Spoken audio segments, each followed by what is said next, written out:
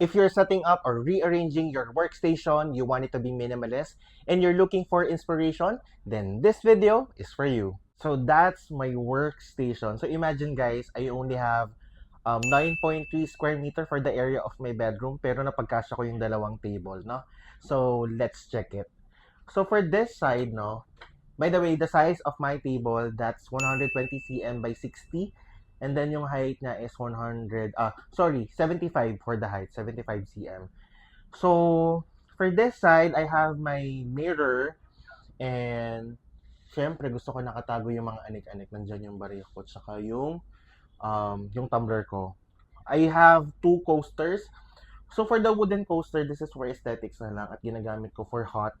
Kasi for this coaster, kapag ka malamig ang ginagamit, hindi niya naman na-absorb. So, nagkakalat lang yung basa. That's why, bumili ako ng diatomite na coaster. So, maganda to kasi na-absorb niya yung moist or yung mga basa.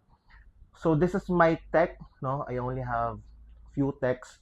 And then, for this box, hindi ko siya marirecommend na, wala kasi akong link niyan eh. Kasi recycle ko lang siya, even the watch pillow, recycle ko lang din siya. And then ito, this is the diffuser, thanks kay, pero this is available online. For my tech pala, ang nabili ko lang online is itong yung mousepad at saka itong silver na, what do you call this? Yung laptop stand. Merong nabibiling wood, pero ayoko kasi ng masyadong ma-wood eh, kasi nagmo-molds siya kapag ka ma-moisture. So, pero maganda talaga yung, aesthetic talaga yung wood, pero I want it to be limited lang. So, here's my iPod. Yung case nito, this is available online. Siguro baka ilagay ko din. And of course, yung mga tech ngayon, puro Type-C na. And wired yung speaker ko. Kaya bumili ako ng splitter. And then, ang speaker ko kasi is maliit lang, which is gusto ko yun. Kayang-kaya siyang takpan ng iPad ko. Pag tinignan mo sa malayo, hindi siya makikita sa malayo. And then, I also have my chair. Now, for the chair, I recommend guys na pumili kayo ng kahoy kasi kapag ka aesthetic, lalo na yung full white, pero plastic kasi siya. So, mabilis siyang masira, hindi siya kasya. O hindi niya kaya yung mga mabibigat, no? So, also, for the chair, merong nabibiling cushion, pero ang ginamit ko dito is straw pillow. No? Kasi, pwede mong laban yung pinaka-cover niya. Ayan. So, for this side, I also have my chair and table. But this time, for the table, this is smaller. This is 40 by 80. Same height, 75 cm. But, mas maliit talaga siya. Hindi kaya. This is very limited space.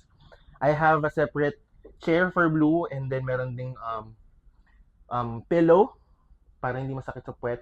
And then, yung smaller yung side cabinet niya. I have a smaller under table cabinet, which is gusto ko to kasi not only that it's white, pero nandito lahat ng anik-anik ko. Very efficient. For this side, I have my laundry basket. So nakatago siya pagpasok ko, hindi ako maiinis kasi nakatago yung kalat.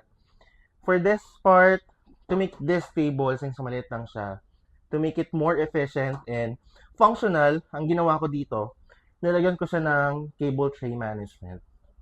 Yan, so dito nakalagay yung remote, yung tissue box, yung wires, yan, nandyan. And the support na ito, nandito nakatago yung trash bin. So how was it? Nagustuhan nyo ba siya? If you want some items na meron ako, I'll be putting the link in the comments or in the yellow basket. Thanks for watching!